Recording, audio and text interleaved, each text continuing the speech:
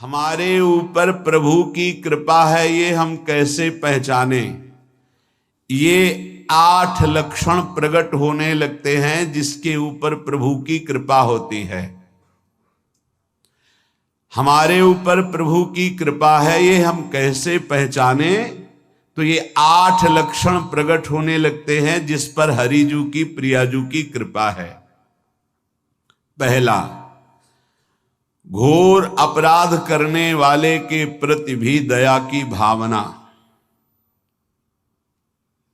शांति पहला लक्षण है। भाव में भी पहले शांत भाव है। हमारे ऊपर श्री हरिजू की कृपा है, इसकी पहचान ये 8 लक्षण। पहला, शांति, अर्थात घोर अपराधी के प्रति भी गुस्सा ना क्षमा करना, ये हरि की कृपा का लक्षण है। देख लो भाई, घोर अपराधी शब्द तो जाने दो, जरा सा प्रतिकूल हो जाए तो लाख समझाओ पर भ्रकुटी तनी रहती है। भला ऐसा है? अपराधी पर भी क्षमा का भाव होना, ये हरि कृपा पात्र में ही होगा, अन्य में नहीं। तो अगर अपने हृदय में ऐसा लगे कि ऐसा नहीं है तो हरिजू से प्रार्थना करनी चाहिए कि कृपा करो, मेरे में सामर्थ्य आवे। दूसरा, अनुसूया, वो किसी भी के प्रति कभी भी कोई दोष दर्शन ही नहीं करेगा। दोष कथन, दोष श्रवण की तो बात जाने दो। अनुसूया, दूसरों के गुणों में दोष ढूंढना ये नहीं होता। हरि कृपा पात्र में ये नहीं होता। ये सब भजन के नाश करने वाले, जैसे पहला अपराधी पर क्रोध कर देना, तो माया ने भेजा इसीलिए था कि तुम्हारे साथ व्यवहार ऐसा करे कि तुम क्रोध करो। क्रोध करोगे तुम्हारी ऊर्जा शक्ति नष्ट हो जाएगी, अध्यात्म में जो चलने की थी। और कहीं तुमने संकल्प कर लिया तो भजन शक्ति नष्ट हो जाएगी। तो अगर भजन बल है तो गया, जरूर उसको दंड मिलेगा, पक्का मिलेगा, 100% मिलेगा, लेकिन आप खाली हो गए। ना भजन करने की वृत्ति रहेगी और ना भजन रहेगा, दोनों बात। अनुसूया, किसी के सद्गुणों में दोष देखना, गुणों में दोष ढूंढना, ये हरि कृपा पात्र में नहीं होता। ये बहुत मंगलमयी बातें हैं जिससे हमारा भजन मार्ग पुष्ट होता है। तीसरा, वो बाहर से और भीतर से पवित्र रहता है, हरि कृपा पात्र। शौचाचार का ज्ञान होना चाहिए, वस्त्र आपके पवित्र होने चाहिए, ये बाहरी जल रज आदि के द्वारा बाहरी पवित्रता।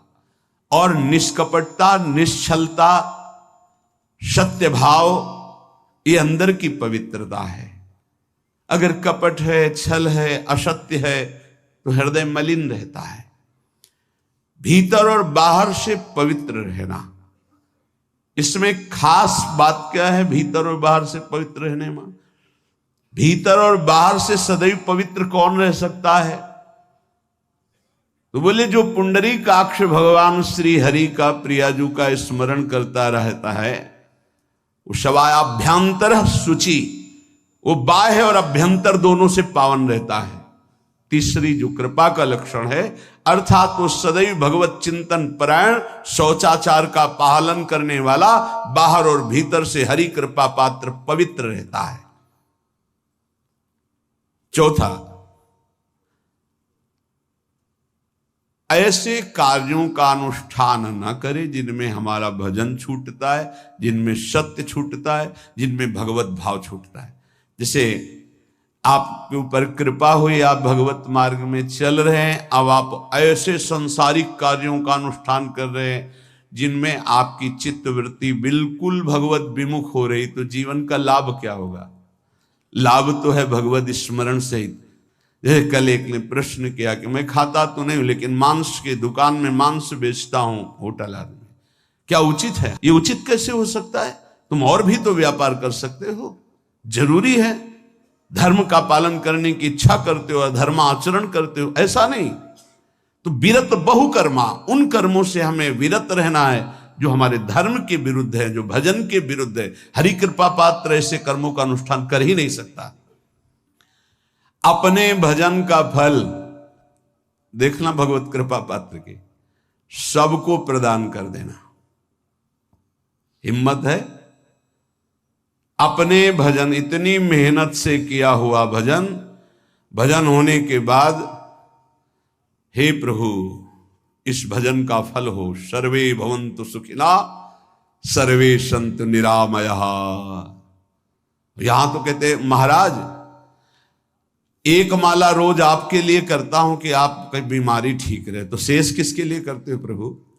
शेष क्या? अगर इष्ट और गुरु के लिए तुम्हारा है कि एक माला करते तो फिर इतनी माला करते तो हमें क्या होगा? सब आपको दे देंगे तो हमें क्या होगा? तभी भजन का रहस्य नहीं जाना। छठवां, अपने भजन से अपने लिए कुछ भी ना चाहना, और दूसरों की तो बात जाने दो, दूसरों से कुछ ना चाहना ये तो ठीक है, अपने भजन से अपने लिए कुछ ना चाहना है हिम्मत। देखो ये हरि कृपा पात्र में हिम्मत होती है। अपना भजन अपने प्रयोग में ना लाना, इसका भी आंतरिक रहस्य है। अपने प्रयोग में आप शरीर को लेकर के बोलेंगे, अगर स्वरूप को लेकर तो प्रयोग की कोई वहां जरूरत ही नहीं, स्वरूप पूर्ण काम है, वहां कोई अभाव नहीं। जब आप कोई भाव अपने लिए करेंगे तो देह भाव होगा, देह भाव से किसी विषय की मांग होगी। विषय पूर्ति भजन का फल नहीं होता, भजन का फल होता विषय निवृत्ति।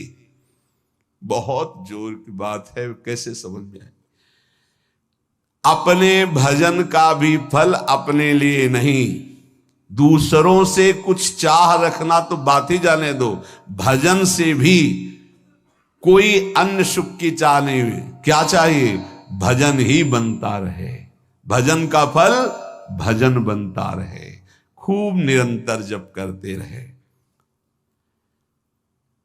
सातवां, किसी भी मान सम्मान कीर्ति पद प्रतिष्ठा के मिलने पर हृदय का असंतुष्ट हो जाना, यह हरि कृपा पात्र का लक्षण होता है। प्रणाम नमस्कार जय हो तो हृदय में असंतुष्ट हो जाना चाहिए। कोई किंचन मात्र अभिमान न उदय हो जाए। प्रभु बचाओ, ये माया की चकाचौंध से बचा लो नाथ। कौन सा अपराध बन गया कि आपकी जय की जगह यहां हमको ऐसा सुनना पड़े। मान प्रतिष्ठा कीर्ति जिसके लिए बड़े बड़े लालायित रहते, हरि कृपा पात्र को विष की तरह चुभती है। और आठवां, किसी भी प्राणी समुदाय से संबंध ना रखते हुए सब पर दया की भावना, सब पर कृपा की भावना, सब पर करुणा मैत्री, पर किसी से ममता नहीं।